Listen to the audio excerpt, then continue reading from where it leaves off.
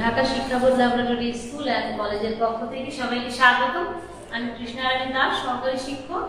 আজ আমি উপস্থিত হয়েছি চতুর্থ শ্রেণীর বাংলাদেশ ও বিশ্ব পরিচয় বিষয়টি নিয়ে। চতুর্থ শ্রেণীর শিক্ষার্থীবৃন্দ, আশা করি সবাই ভালো আছো, সুস্থ আছো। এরই মধ্যে তোমাদের স্কুল খুলে গিয়েছে, স্কুলে ক্লাস করছো।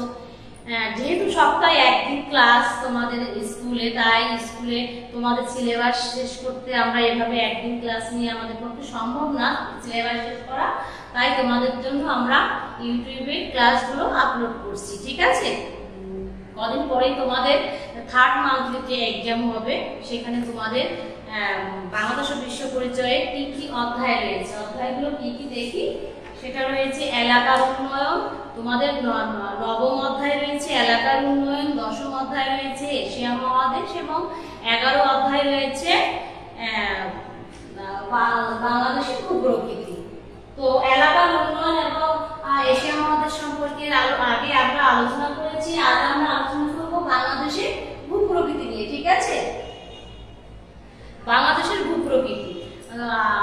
বাংলাদেশের ভূপ্রকৃতি বোঝার আগে আমরা দেখি ভূপ্রকৃতি বলতে আমরা আসলে কি বুঝি। ভূপ্রকৃতি হচ্ছে কোনো দেশের ভূমির গঠন এবং অবস্থা। মানে একটি দেশের ভূপ্রকৃতি থেকে আরেকটি দেশের ভূপ্রকৃতি কিন্তু ভিন্নতর হতে পারে। অর্থাৎ বিশেষ করে সে দেশের বিভিন্ন অঞ্চলের যে ভূমির যে উচ্চতা তারতম্য রয়েছে, তারতম্য মানে যে পার্থক্য রয়েছে। ঠিক আছে, তাহলে ভূপ্রকৃতি বলতে আমরা বুঝি যে কোনো দেশের ভূমির গঠন এবং অবস্থা, অর্থাৎ সে দেশের বিভিন্ন অঞ্চলের যে ভূমির উচ্চতা তারতম্য। ঠিক আছে, তো বাংলাদেশের ভূপ্রকৃতিটা আমরা কিরকম আমরা দেখি। আমাদের দেশে কি রয়েছে, আমাদের দেশে আছে এক নম্বর দিই আমরা পাহাড়ি অঞ্চল। আমাদের কিন্তু বাংলাদেশে কিন্তু পাহাড়ি অঞ্চল রয়েছে। পাহাড়ি অঞ্চল বলতে কিন্তু যে এটা কিন্তু আমাদের দেশের বেশিরভাগ স্থান সমতল ভূমি দ্বারা গঠিত। বেশিরভাগ স্থান আমাদের সমতল ভূমি দ্বারা গঠিত, কিন্তু দেশের দক্ষিণ পূর্ব ও উত্তর পূর্ব দিকে কিছু পাহাড় আছে। দক্ষিণ পূর্ব দিকের পাহাড়গুলো যেমন রাঙামাটি, খাগড়াছড়ি, বান্দরবন, চট্টগ্রাম জেলায় অবস্থিত। তাহলে পাহাড়গুলো কোন দিকে রয়েছে? খাগড়াছড়ি, রাঙামাটি, বান্দরবন এবং চট্টগ্রাম জেলায় পাহাড়গুলো রয়েছে। তাহলে পাহাড়ি অঞ্চলগুলো বলতে আমরা যে এই জেলাগুলোকে বুঝাচ্ছি, চট্টগ্রাম অঞ্চলকে। ঠিক আছে, তারপরে বাংলাদেশের সবচেয়ে উঁচু যে পাহাড় রয়েছে সেটি কি? সেটির নাম হচ্ছে, আমি আলোচনা করছি, আমরা আলোচনা শেষে প্রশ্ন উত্তর পর্বেও যাব। আলোচনাগুলো মন দিয়ে শুনো, আমরা ঠিক একদম তোমরা রিডিং করার মতোই আমরা একটু দেখি, আলোচনা করি। তো বাংলাদেশের বৃহত্তম যে উঁচু পাহাড় রয়েছে সেটা হচ্ছে নাম হচ্ছে তাজিং ডং। নামগুলো মনে রাখবে, তাজিং ডং। আর এর উচ্চতা রয়েছে 1280 মিটার। মনে রাখবে 1280 মিটার। তাহলে বৃহত্তম যে উঁচু পাহাড় রয়েছে সেটা হচ্ছে তাজিং ডং। এর উচ্চতা রয়েছে 1280 মিটার। আর দেশের দ্বিতীয় যে উঁচু পাহাড় রয়েছে সেটার নাম হচ্ছে কিওকিরাটা। হ্যাঁ, কিওকিরাটা, এর উচ্চতা রয়েছে 1230 মিটার। দুটোই কিন্তু মনে রাখবে। এক নাম্বার হচ্ছে কি বলেছি, তাজিং ডং। তাজিং ডং। ঠিক আছে, এর উচ্চতা হলো 1280 মিটার। তোমরা এগুলো কিন্তু মনে রাখবে, এগুলো মনে রাখলে এখান থেকে কিন্তু প্রশ্ন হবে। আর দ্বিতীয় সর্বোচ্চ উঁচু পাহাড়ের নাম হচ্ছে কেওক্রাডা। কেওক্রাডা, এর উচ্চতা হলো 1230 মিটার। 1230 মিটার। এরপরে হচ্ছে পাহাড়ি অঞ্চলগুলো, এরপরে হচ্ছে উঁচু ভূমি। উঁচু ভূমি কি? পাহাড়ি এলাকা থেকে নিচু, পাহাড়ি ও এলাকা থেকে নিচু এবং এসব উঁচু ভূমি পুরাতন পলি দিয়ে গঠিত। তাহলে যে পাহাড়ি অঞ্চল থেকে নিচু এবং একটু উঁচু, সমতল ভূমি থেকে একটু উঁচু, এগুলো হচ্ছে পুরাতন পলি দিয়ে গঠিত। নদীর স্রোতের বয়ে আসা পলিমাটি জমা হয়ে এসব ভূমি তৈরি হয়েছে। তোমরা নিশ্চয়ই জানো পলিমাটি কাকে বলে। যেখানে হচ্ছে বন্যার পানি আসে, সেই বন্যার পানি চলে যাওয়ার পরে যে কাদামাটি থাকে সেটা হচ্ছে পলিমাটি। সেটা জমা হয়ে হয়ে এই উঁচু ভূমি তৈরি হয়েছে। মানচিত্রে দেখো এই উঁচু ভূমি নীল রং দিয়ে চিহ্নিত করা হয়েছে। বাংলাদেশ, এই বাংলাদেশে যেখানে যেখানে এই নীল যে চিহ্ন দাগ যে চিহ্নগুলো রয়েছে এটা হচ্ছে আমাদের উঁচু ভূমি রয়েছে, এগুলো হচ্ছে আমাদের উঁচু ভূমি। তারপরে হচ্ছে সমভূমি। সমভূমি মানে হচ্ছে সমতল ভূমি, ঠিক আছে? সম অর্থ সমান, সমভূমি অর্থ সমতল ভূমি। এটা হচ্ছে উত্তর দিক থেকে দক্ষিণে কিছুটা একটু ঢালু। বাংলাদেশের ভূপ্রকৃতিটা সমতল ভূমি কিরকম, উত্তর দিক থেকে দক্ষিণ দিকে একটু ঢালু। এই সমভূমির উপর দিয়ে বয়ে আসে অনেক নদী এবং এই ভূমিতে প্রায় বন্যা হয়। তাহলে যে উত্তর দিক থেকে দক্ষিণ দিকে যে ঢালু রয়েছে, অর্থাৎ দক্ষিণ দিকে আমাদের বন্যা বেশি হয় এবং কি এবং পলি গঠিত হয়ে সমভূমি মাটি পলি মাটি যে আমাদের জমা হয় আমাদের যে ভূমিতে, সেখানে কিন্তু ভূমিগুলো কিন্তু উর্বর হয়, যেখানে আমাদের ফসল খুব ভালো ফলে, ঠিক আছে? এরপরে আমরা আসি আমাদের বাংলাদেশের জলবায়ু কিরকম। বাংলাদেশের জলবায়ু আমরা তো সবাই জানি যে বাংলাদেশ ষড়ঋতুর দেশ। আমাদের দেশে 6টি ঋতু রয়েছে, গ্রীষ্ম, বর্ষা, শরৎ, হেমন্ত, শীত, বসন্ত। কিন্তু জলবায়ুর ভিত্তিতে আবার এই ঋতুকে 3 ভাগে ভাগ করা হয়েছে। কোন কোন ভাগে ভাগ করা হয়েছে? এটা হচ্ছে গ্রীষ্ম, কি কি ভাগে ভাগ করা হয়েছে? গ্রীষ্মকাল, বর্ষাকাল এবং শীতকাল। তাহলে যদি বলা হয় জলবায়ুর ভিত্তিতে ঋতুকে কয় ভাগে ভাগ করা হয়েছে, তাহলে হবে এই 3 ভাগে জলবায়ুর ভিত্তিতে, ঠিক আছে? আর আমরা তো জানি সাধারণত আমাদের ঋতু হচ্ছে 6টি, আর জলবায়ুর ভিত্তিতে 3টি ভাগে ভাগ করা হয়েছে। তো বাংলাদেশে প্রথমে আসে গ্রীষ্মকাল। গ্রীষ্মকাল হচ্ছে মার্চ মাস থেকে মে মাস পর্যন্ত গ্রীষ্মকাল। এই সময় তাপমাত্রা 35 ডিগ্রি সেলসিয়াস পর্যন্ত হয়, কোনো কোনো দিন তাপমাত্রা এর চেয়েও বেশি হয়। আর এই সময় হলো কালবৈশাখী ঝড় হয়, ঠিক আছে? এটা হচ্ছে এপ্রিল থেকে মে মাস এর মধ্যে কালবৈশাখী ঝড় হয়। বাংলায় যেমন বৈশাখ মাসে কালবৈশাখী ঝড় হয়। এরপরে আসে বর্ষাকাল। বর্ষাকাল সম্পর্কে আমরা একটু দেখি যে জুন থেকে অক্টোবর মাস পর্যন্ত হলো বর্ষাকাল। এ সময় মৌসুমী বায়ু বঙ্গোপসাগর থেকে উত্তর দিকে বাংলাদেশের উপর দিয়ে বয়ে যায়, ফলে প্রচুর বৃষ্টিপাত হয়। বর্ষাকালে আমাদের দেশে বৃষ্টিপাত হয়। এই ঋতুতে দেশে গড়ে 203 সেন্টিমিটার বৃষ্টিপাত হয়। তাহলে আমি যদি তোমাদের বলি যে বর্ষাকালে বাংলাদেশে গড়ে কত কি পরিমাণ বৃষ্টিপাত হয়, সেটা হচ্ছে গড়ে 203 সেন্টিমিটার বৃষ্টিপাত হয়, ঠিক আছে? এরপরে আসে শীতকাল।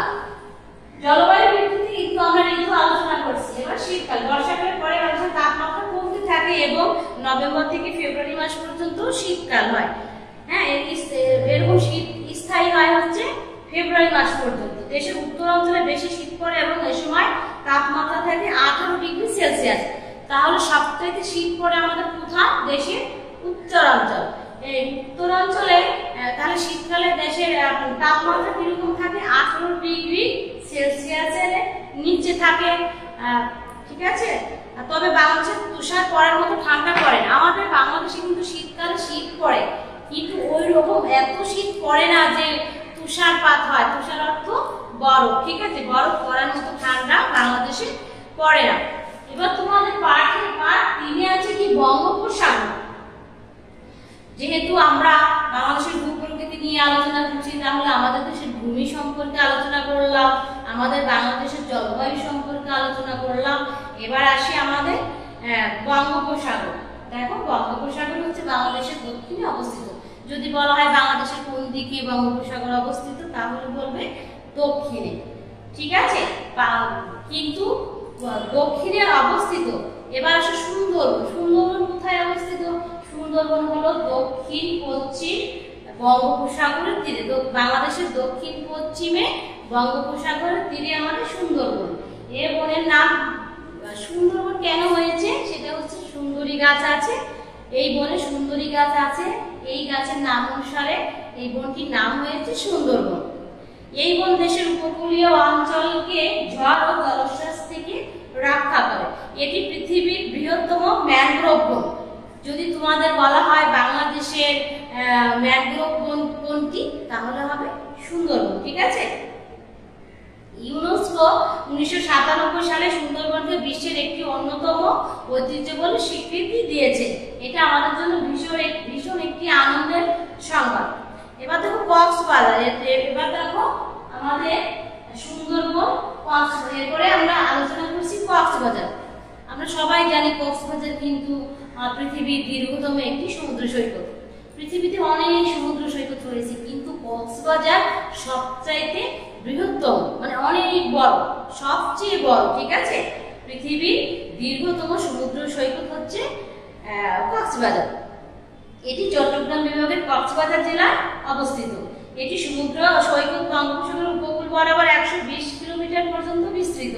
তাহলে এটা কতখানি জায়গা নিয়ে বিস্তৃত? সেটা হচ্ছে 120 কিলোমিটার। মনে রাখবে, যদি বলা হয় তোমাদের বঙ্গোপসাগর, যে বঙ্গোপসাগরের উপকূল বরাবর যে সমুদ্র সৈকত রয়েছে বাংলাদেশে, সেটা কত কিলোমিটার জুড়ে বিস্তৃত? সেটা হচ্ছে 120 কিলোমিটার। এরপরে আসো কুয়াকাটা।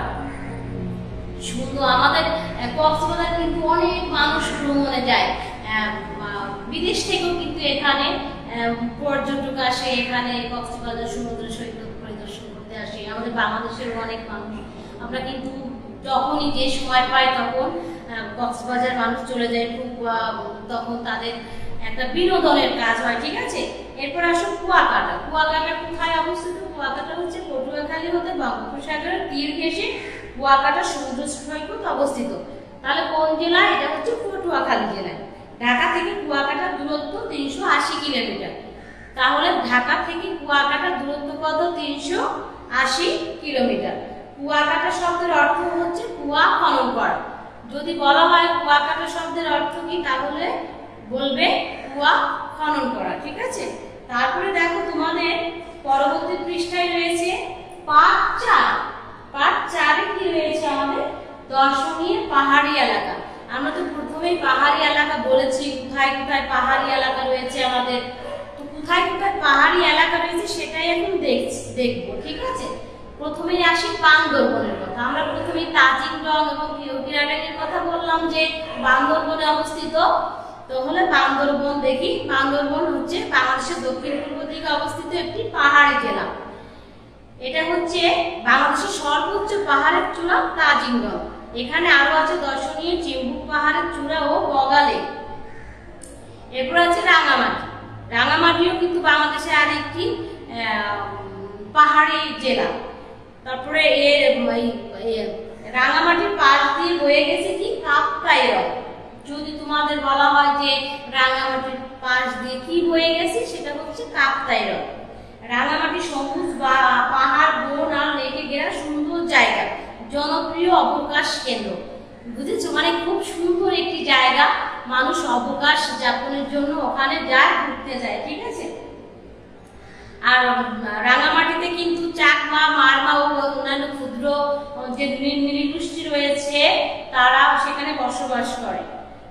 ঠিক আছে, তারপর আছে তোমাদের আর বইয়ে আরো আছে কি? জাফলং। তাহলে জাফলং কোথায় আছে?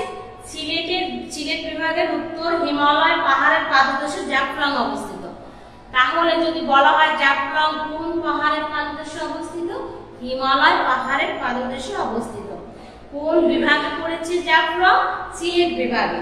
ঠিক আছে, এখানে মারি নদী থেকে বয়ে আসা অনেক পাহাড়ি পাথর। এখানে তাহলে কোথা থেকে পাথর এসেছে? কোন নদী থেকে? মারি নদী থেকে। এই পাহাড়ি পাথর স্থানীয় লোকজন সংগ্রহ ও বিক্রি করে জীবিকা নির্বাহ করে। জাফলং পাহাড়ে ঘেরা এক সবুজ বন ও প্রাকৃতিক সৌন্দর্যের লীলাভূমি। আসলে সত্যি কথা বলতে আমাদের বাংলাদেশ একটি সৌন্দর্যের লীলাভূমি, মানে ভীষণ একটি সুন্দর আমাদের দেশ। এই দেশকে আমরা অনেক ভালোবাসবো। ঠিক আছে, এসো আমরা এই অধ্যায় থেকে প্রশ্নগুলো কিরকম হতে পারে একটু আলোচনা করছি। তোমাদের একদমই তোমরা বই থেকে ছোট ছোট প্রশ্নগুলো পড়ে করবে, প্রস্তুতি নিবে। তোমরা নিশ্চয়ই এর মধ্যে বুঝতে পেরেছো যে তোমাদের যে থার্ড মান্থলি এক্সাম হবে সেখানে তোমাদের 25 নম্বরের প্রশ্ন থাকবে এবং অনলাইনে সেটা এমসিকিউ পদ্ধতিতে হবে। তোমরা আগে যেরকম সিস্টেমে পরীক্ষা দিয়েছো সেই একই সিস্টেমে তোমাদের এই পরীক্ষাটা হবে। তো এসো আমরা ছোট ছোট কেমন প্রশ্ন হতে পারে সেগুলো একটু দেখি। দেখো শুধু প্রশ্ন, আমি মুখে আলোচনা করছি। প্রশ্ন দেখো এক, খেয়াল করো তাহলে ভূপ্রকৃতি কাকে বলে? তোমরা ভালো মতো শিখে নিবে যে ভূপ্রকৃতি কাকে বলে। তোমাদের বইয়ের মধ্যে সোজা আছে ভূপ্রকৃতি হচ্ছে কোন দেশের ভূমির গঠন অবস্থা। ভূপ্রকৃতি কাকে বলে? এবার নাম্বার 2 এ আছে পাহাড়ি অঞ্চল। পাহাড়ি অঞ্চল থেকে দেখো যে বাংলাদেশের বৃহত্তম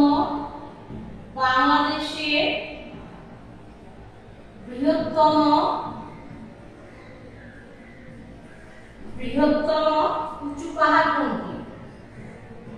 উঁচু পাহাড় কোনটি? এটার উত্তর তোমরা জানো, তাজমহল। তারপর 3 নম্বর হলো বাংলাদেশের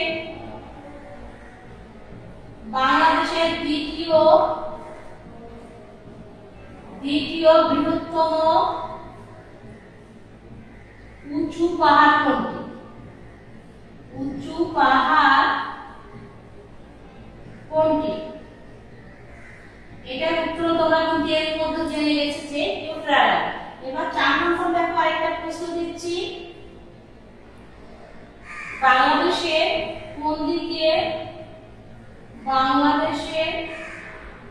কোন দিকে বঙ্গোপসাগর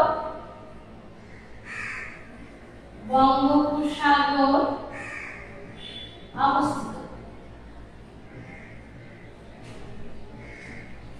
তারপর 5 নম্বর একটা প্রশ্ন লেখো, ম্যানগ্রোভ বন কোনটি? ম্যানগ্রোভ বন কোনটি? তোমরা কিন্তু এর প্রত্যেকটির উত্তরই কিন্তু আমি আলোচনা করে গেছি। এবার 6 নম্বর প্রশ্ন লেখো, তাজিং এর উচ্চতা কত? তাজিং এর উচ্চতা কত? এবার 7 নম্বর একটা প্রশ্ন লেখো, কিউক্রেটাস এর উচ্চতা কত? এবার 8 নম্বর একটা প্রশ্ন লেখো, জলবায়ুর ভিত্তিতে ঋতুকে কয় ভাগে ভাগ করা হয়েছে? কয় ভাগে ভাগ করা হয়েছে?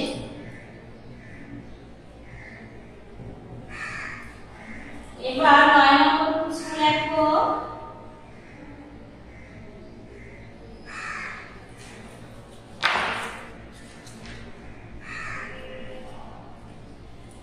বৃহত্তম সমুদ্র সৈকত কোনটি? বৃহত্তম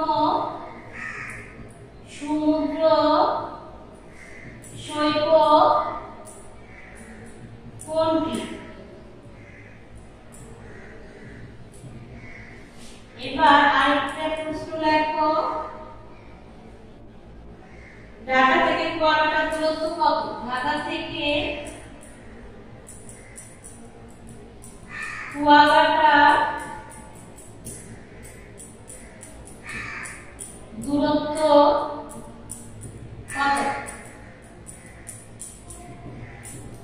ঠিক আছে, এর মধ্যে আরো অনেক প্রশ্ন রয়েছে তোমাদের এই অধ্যায়টিতে। তোমরা অধ্যায়টিতে ভালো করে পড়বে এবং ছোট ছোট প্রশ্নগুলোর উত্তর মনে রাখবে। ঠিক আছে, পুরো 3টা অধ্যায় তোমরা সুন্দর মতো পড়ে তোমরা পরীক্ষার জন্য প্রস্তুতি নিয়ে নাও। আশা করি খুব সুন্দর মতো তোমরা পরীক্ষা সম্পন্ন করবে। আর তোমাদের জন্য অনেক অনেক দোয়া করি, তোমরা খুব সুস্থ থাকো, সুন্দর মতো পরীক্ষা দাও। আর তোমরা সপ্তাহে যেদিন তোমাদের স্কুল খোলা থাকে সেদিন তোমরা সুন্দরভাবে স্কুলে স্বাস্থ্যবিধি মেনে তোমরা উপস্থিত হবে এবং আমাদের ক্লাসে অংশ নিবে। তোমরা সবাই ভালো থেকো, সবার জন্য অনেক অনেক দোয়া রইল। আর এর মধ্যে তোমরা পড়াশোনা খুব সুন্দরভাবে চালিয়ে দাও। ঠিক আছে, তোমাদের 3rd মান্থলি যে এক্সাম রয়েছে সেটা খুব সুন্দরভাবে সম্পন্ন করো। শুভকামনা সবার জন্য। এতক্ষণ আমার সঙ্গে থাকার জন্য ধন্যবাদ সবাই।